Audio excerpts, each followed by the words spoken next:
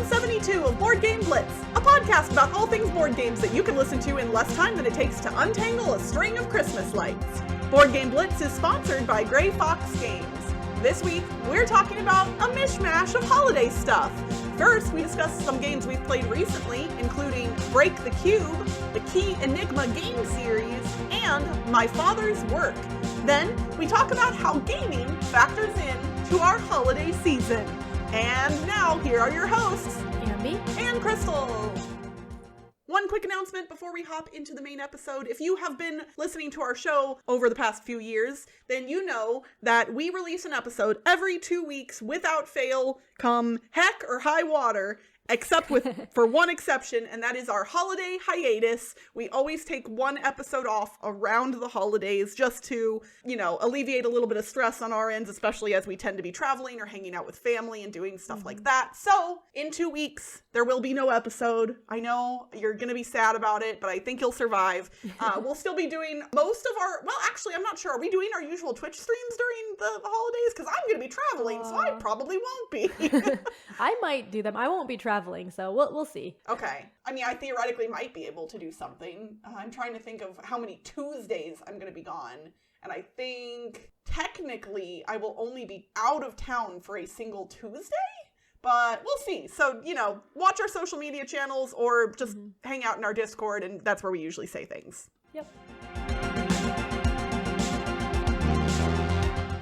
Recently, I got a review copy of Break the Cube, which is published by Yellow, designed by Ryohei Kurahashi, and published in 2022. So Break the Cube is a 15 to 25 minute, 2 to 4 player deduction game.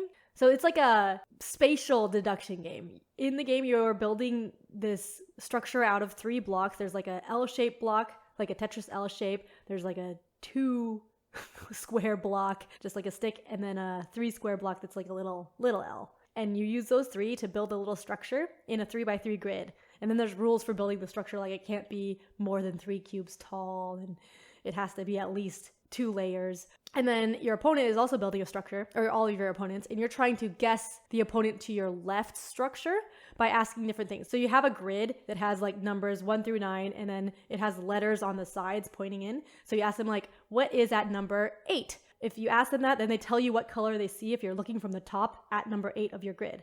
And then, or you can ask like, what's at letter H? And then they look at the side and they tell you what colors they see from the side, like all the way stacked up. So like on layer 1 is red, then another red, then a blue. So you kind of get these little snapshots of what the structure will look like and then try to build it because you have a copy of their cubes. Okay. And so you're trying to build it. And then basically the first person to build their opponent's structure wins. Everyone gets the same number of turns too. So like when someone guesses correctly, then you finish the round. So I played this once at 3 players and once at 2 players. So at 3 players, you're all guessing the person to your lefts. I liked it better at 2 players because it was a more head-to-head thing, whereas at 3 players, it's basically, both ways, it's basically like a kind of, you're just kind of doing your own little puzzle, trying to figure out the other person's thing, and then it's a race. But depending on like how tough they build the structure and how lucky you get, like you could get lucky with the player to your left having an easy structure, and then the player to your right is like, wait, that's not fair. Something like that. So I think it's better like head to head, because then it's just like, okay, well, it's your own fault that you built an easy to get structure and that's why I won, or something like that. So then it's just like you're guessing each other's. So I think it's best at 2 players if you're like super competitive. Otherwise, it's a very quick game. And if you like spatial deduction, I like that stuff. That's basically what it is. It's just a spatial deduction game. Mostly not too much interaction, but it might feel more like interaction at a 2-player game because you're kind of like trying to build a better structure than the other person. That's harder to guess. But yeah, that's Break the Cube. And then another couple of review copies I got are the Key Enigma escape room games. So Crystal and I both got some different escape rooms from Key Enigma. So Key Enigma is a take-home escape room game publisher. And I feel like they've been around for a while. Like I have seen their stuff like advertised to me. Yeah. Obviously, the algorithms at this point know that I like escape room stuff. Yes. So I'm not saying like they're wildly popular. Who knows? They may be. But I've seen their stuff around for a while and been very curious about it. Yeah, I actually had them. So I've mentioned before, maybe somewhere, but like I have a list a Google Doc spreadsheet of escape room games that I've played, escape room board games. And then I have a list of ones that I want to play still. And so this had been on my list for a while. So I had known about Key Enigma. I don't remember when I first heard about it, but then they also reached out to us to send us review copies. So I got a copy of Wizcape Academy and then also Kalinasu, which are 2 separate escape rooms. So Wizcape Academy is a shorter one. It's one session of 2 hours is what it says on the website, but it's like themed around you're going to a school for wizards. And Kalinasu is 4 chapters that are each 1 hour, and that one's like an adventure one where you're trying to find this treasure. And mine, The Butterfly Curse, is a horror-themed game about a curse that happens when a butterfly lands on you. Yeah. I'm being very vague for a reason. We'll get to that in a minute. Yeah. So they're all differently themed, very different themes. So I played both Wizcape Academy and Kalinasu. I played them solo. I liked them both, but I liked Wizcape Academy better, partly because of the art style. So I like Wizcape Academy has like a cartoony art style, which I really like. Kalinasu was more, it had like real pictures and stuff. And then it was more like adventure-y with pirates and stuff. But Wizcape Academy, you can look on their website for the art style. It was more cartoony, looked kind of like, you know, I like Disney, so I like cartoony art style. I would assume the Wizcape Academy one is also kid-friendly, or is it? What's the age requirements? It says 14 plus on it, but okay. I don't remember any like theme that was too bad, so it might just be because the puzzles are maybe more challenging. I'm trying to remember. Yeah, Kalinasu says 14 plus as well, so. Okay, well mine is 16 plus, and honestly, I don't even.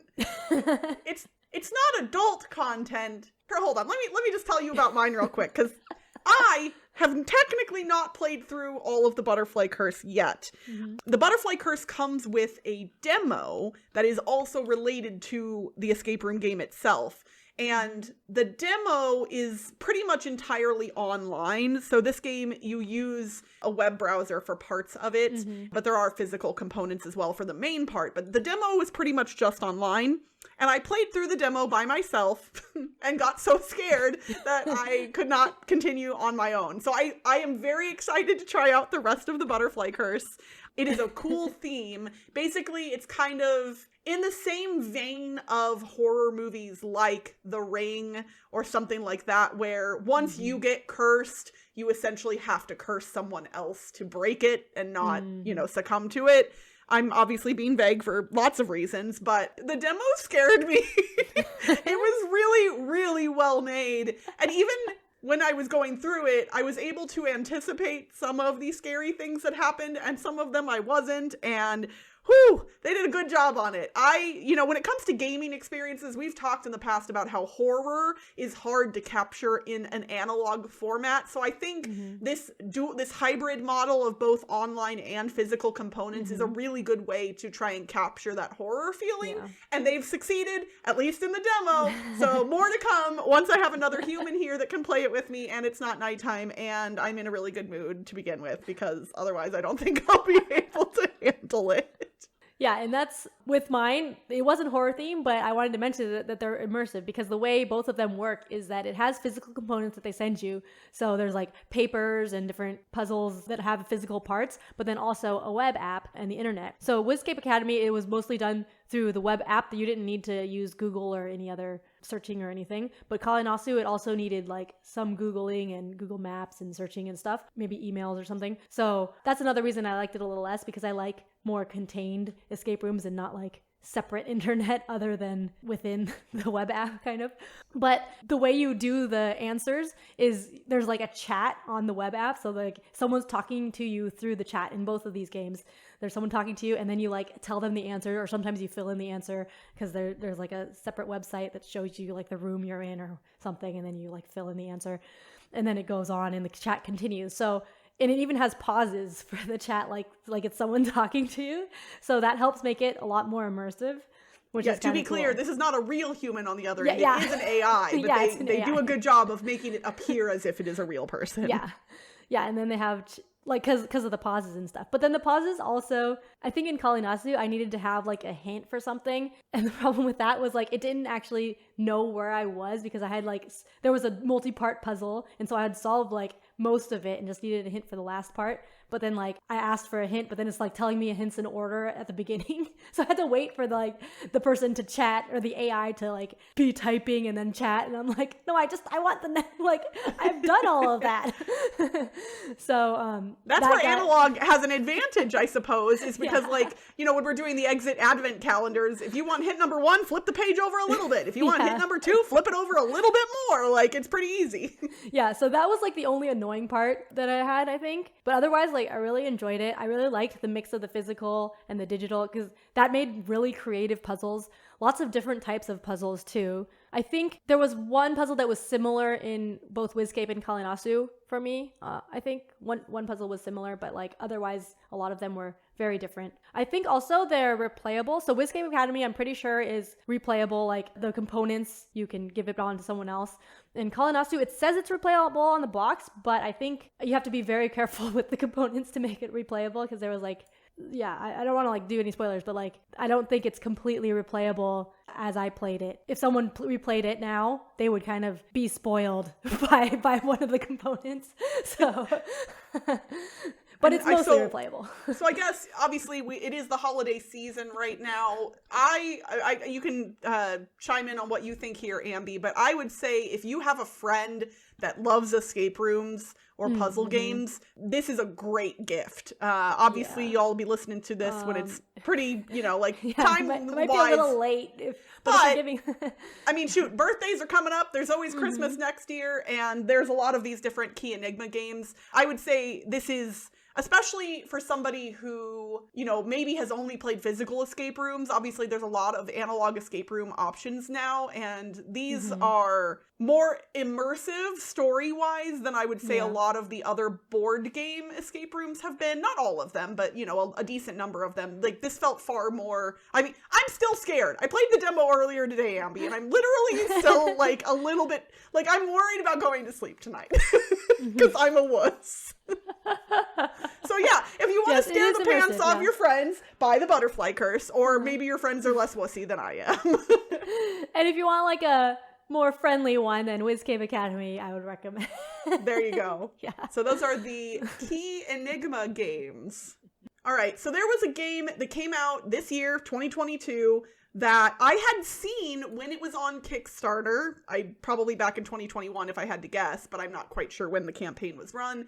And I had almost backed the Kickstarter. I figured it would be something I would like, but it was a pretty expensive game. And so I was like, oh, I don't know. And I didn't end up backing it. And then it started shipping to Kickstarter backers earlier this year, and everybody was losing their minds about how good it was. And I was kind of like, ugh. Like, I think...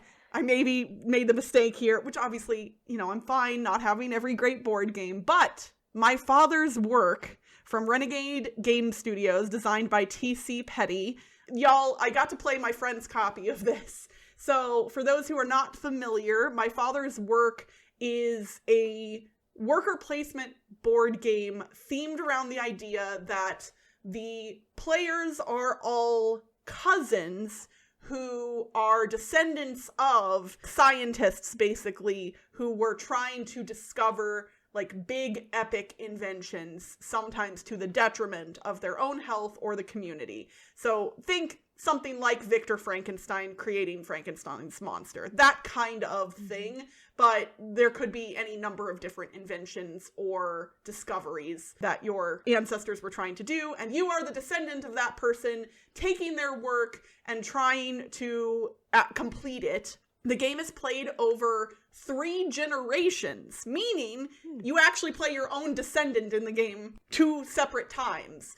And each generation is 3 rounds. So there are a total of 9 rounds in the game, but do not be deceived. This is not a short game. This will take you, especially for your first play, 3 to 4 hours minimum. The game is thematic, narrative driven, and there is an app, a companion app that you have to use when you're playing the game.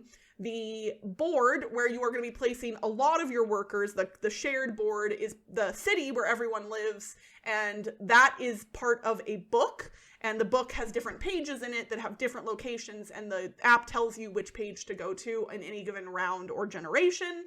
Those will change over time, especially based on the decisions that the players actually make related to the narrative.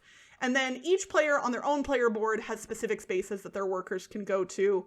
certain workers can do certain things and other workers can't. So for instance, you have some servants at your disposal that you can send into town to go get resources and whatnot. But if you put your servant into your laboratory to actually work on the experiment, they will get scared and leave, and they will not be with you the next round. So you have to make some very strategic decisions in how to utilize your different workers, because some workers can do some things and others can't.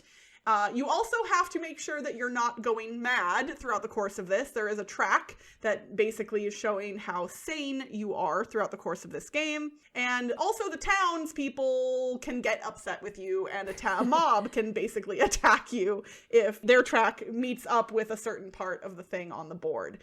There's a lot going on in this one narratively, but it is not a campaign game. Each game is a singular experience. The scenario that we played, when we finished it, we received one of the 8 possible endings for that particular scenario. So it is entirely replayable, which I think is really cool. It feels like a campaign game as you're playing it, but it isn't a campaign game. You don't have to play multiple games to get the full story. It all comes within those 9 rounds. So I think it's really cool in that way, because it feels the most like a campaign game that isn't. And I love the theme. It's really interesting. They also put some notes in the rulebook regarding being sensitive to certain things that were popular in Victorian England that are not necessarily, good today, like the way certain people were treated and things like that. They do have some notes in the rulebook addressing things like that, and they have fictionalized a lot of things. It's kind of based in the real world, but not really.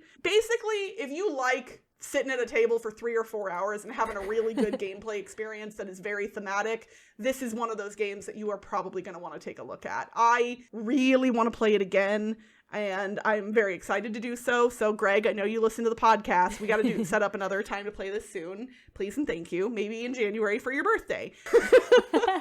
I'll just plan that for him. I'll be like, Greg, for your birthday, you're bringing my father's work over to my house.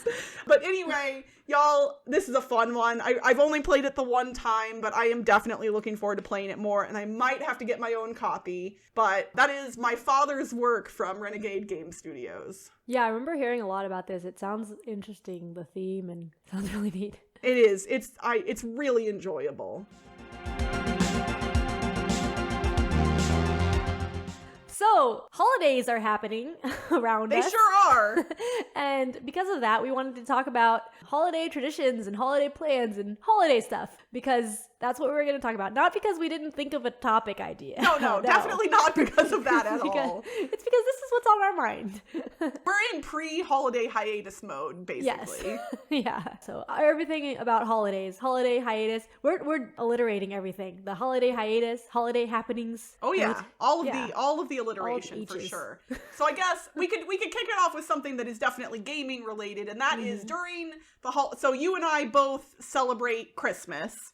Obviously, there are a lot of other holidays that happen in the month of December. But for me personally, Christmas is the thing that I celebrate, so that's what I'll be referencing. Do you have any gaming-related traditions or things that you tend to do around the holidays with your friends or family? So we don't do anything specific for Christmas. And now we haven't been celebrating as much as we used to for Christmas because it's been busy. We haven't been able to travel. But for Toby's birthday, which is in December as well, we have an annual, which I've mentioned this multiple times, but we have an annual mini convention in quotes TobyCon for his birthday. Yeah, TCon.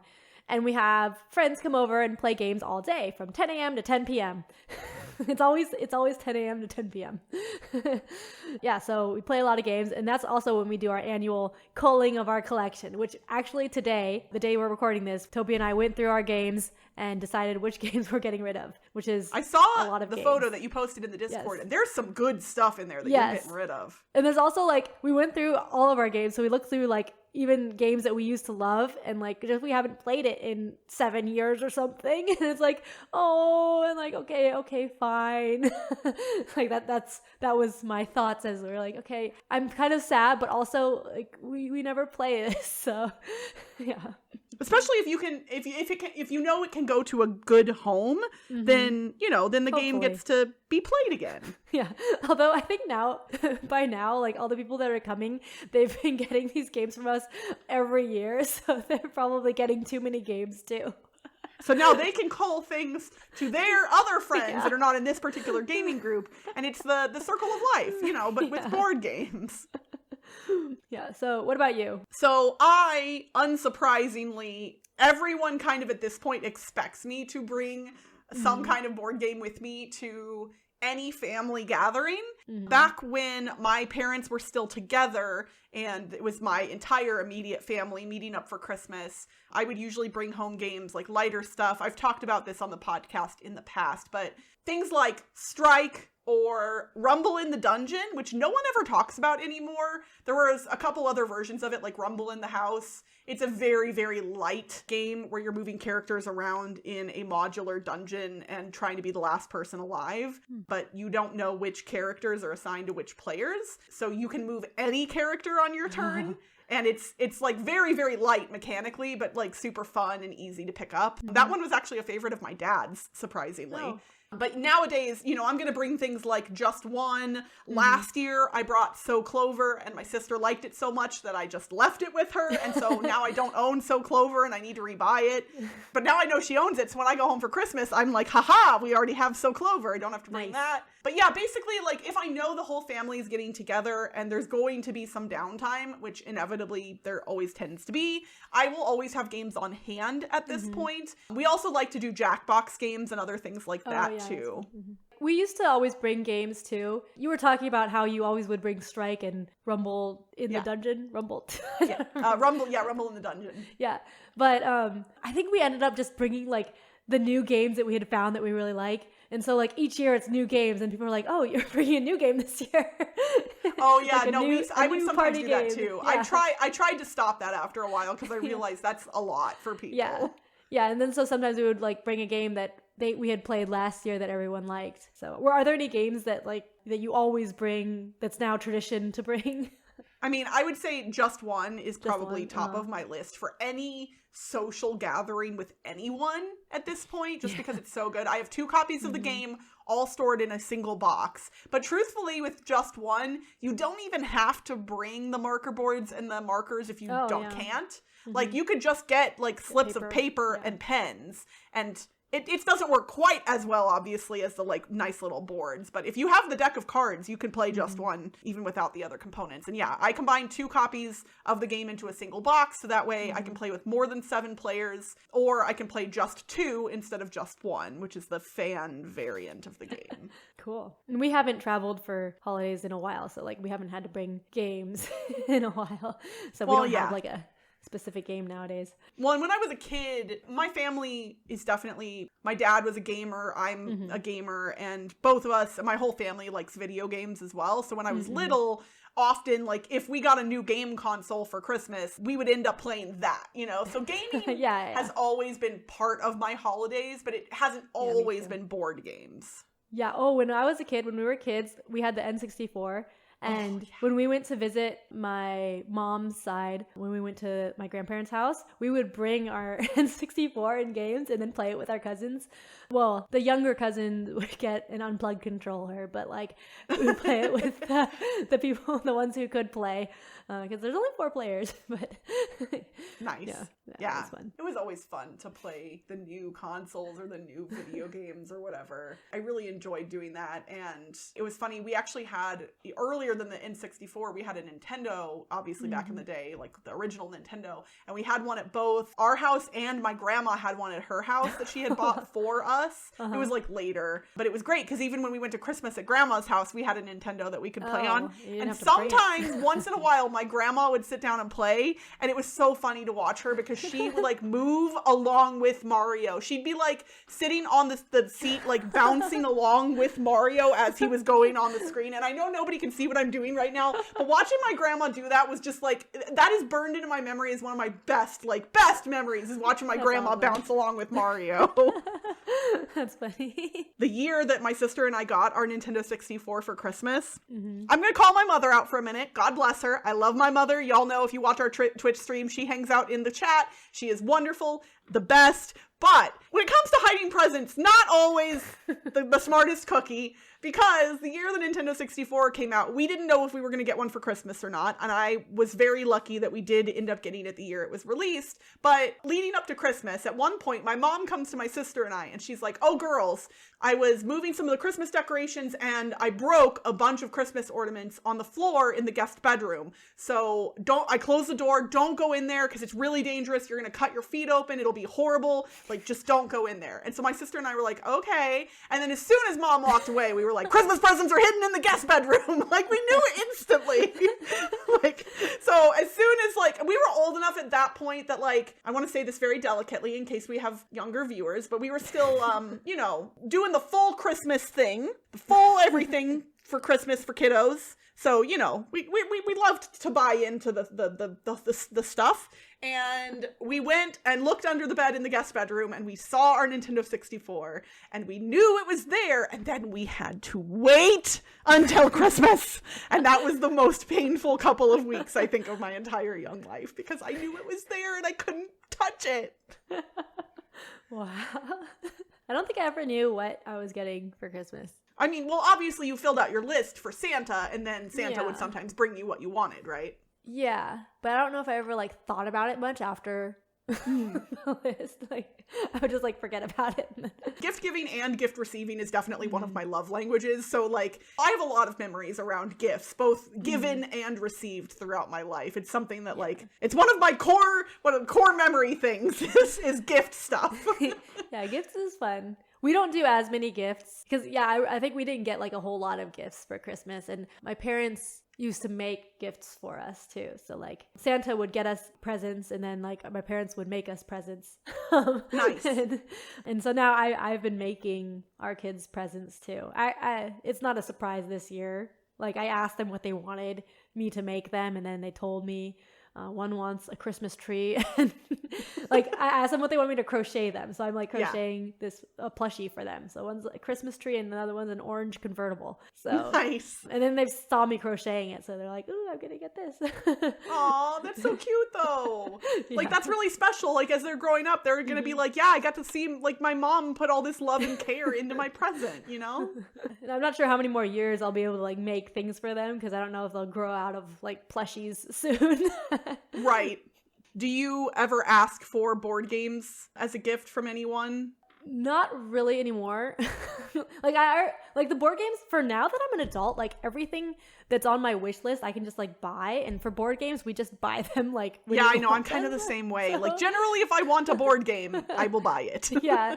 So I don't put board games on my wish list, but I have put board games on our kids' wish list. So I have, like, an Amazon wish list for them, which I should probably put other things on it, but so far it, like, mostly only has board games on it right now that I kind of want for them. But now they have so many board games already now.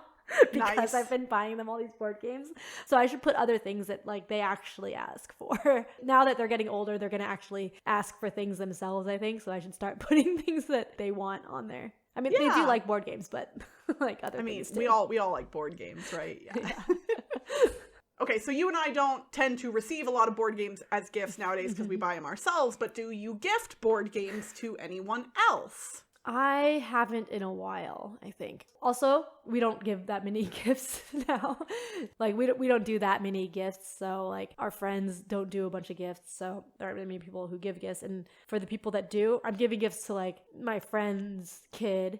She just has an Amazon wish list that I'm doing. But there, like, a while ago, one of my, like, high school friends, we used to give gifts and to give board games to them, and they gave, like, board game stuff to us. But then nowadays we haven't done, in, like, the last, I don't know, 4 years or something, we haven't given any board. Actually, no, we gave one board game as a gift recently, but it wasn't for the holidays. It was for a wedding present. Oh, but they had a bunch of board games on their wedding registry, but we got one that was not on their registry, I think, because they were honeymooning here. And so we got them Fox and the Forest Duet, because we were thinking, okay, we want a 2-player game that they can, like, bring with them because they're going to be going on a road trip, and, like, so portable. And so we had heard good things about that, and they liked it. So that was good. Nice. Okay, so last thing, I'm going to pop quiz both of us. I have not thought about my answers yet, so I'm pop quizzing us both. if someone were to ask you right now, what's a really good board game to give as a gift? And they gave you no additional information. So you don't know number of players, ages. So you got to go real, like approachable, broadly approachable. What game would you suggest? Oh gosh, I don't know. That is so hard because, like, I don't know, probably like Codenames or something. Codenames is a really good one. Because I'm thinking, like, it would have to be like an easy to learn game, probably like a party game that can do a lot, like a variety of player counts. And just, yeah, like super accessible board game, I think. So, and since I already earlier in the episode mentioned Just One and So Clover, which I do think would work for this, I'll say something that's not a party game, and I'll say Kingdomino, which is one of my all-time favorites and is really super approachable. And I've played that game so much and I never get sick of it. So I feel like that's a decent one to get people, especially because a lot of people are familiar with the idea of dominoes. So it's not like completely foreign looking. Mm-hmm. Yeah, but like really, my real answer would be like, I need more information. Right, always, right? Like, okay, tell me how many players, how old they are, how long you want to play. Board games? Yeah. What your favorite game was as a kid. Like, that's sometimes helpful. Like, were you a Scrabble person, or were you a Clue person, or were you a Risk person? Because those things can definitely lead you in different directions. Yeah. Well, we would love to hear from you all what board games you're gifting this holiday season, or if you do receive any board games as gift, we want to hear about that too. So hop into our Discord or hit us up on social media and let us know how board games are factoring into your holiday celebrations this year. And thank you all so much for another year of blitzing with us. We will be back in 2023, and oh my gosh, it'll be our 7th anniversary in just a few months. Oh gosh, we need to plan for that. We sure do. And that's it for this week's Board Game Blitz. Visit our website, boardgameblitz.com, for video and blog content, as well as to get links to all our social media pages. This episode was sponsored by Grey Fox Games. Do you think you can predict the end of the world? In Prophets of Doom, a new horror deduction city building game coming to crowdfunding, players will be the founders of doomsday cults trying to prepare for the apocalypse. And if your favorite Grey Fox game doesn't get gifted to you this month, don't forget you can get 20% off non-exclusive items at greyfoxgames.com by using the code GFGBLITZ2022 at checkout. Join the Blitzketeer community on Discord by following the link in the show notes. You can support the show by leaving us a rating and review on your podcast provider. And if you want behind-the-scenes access and an invite to our private Slack channel, visit patreon.com/boardgameblitz. Our theme song was composed by Andrew Morrow. Technical support provided by Toby Mao.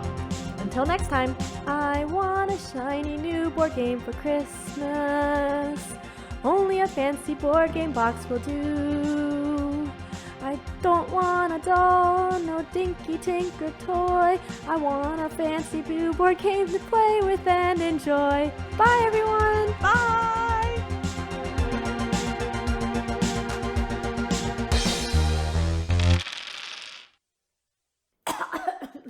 That's not how we start it. All right, everyone cough. Okay. All right, as some of you might realize... What? Okay, no, visit our website, boardgameblitz.com, for video and blog content. Whoops, I kicked the table. Okay.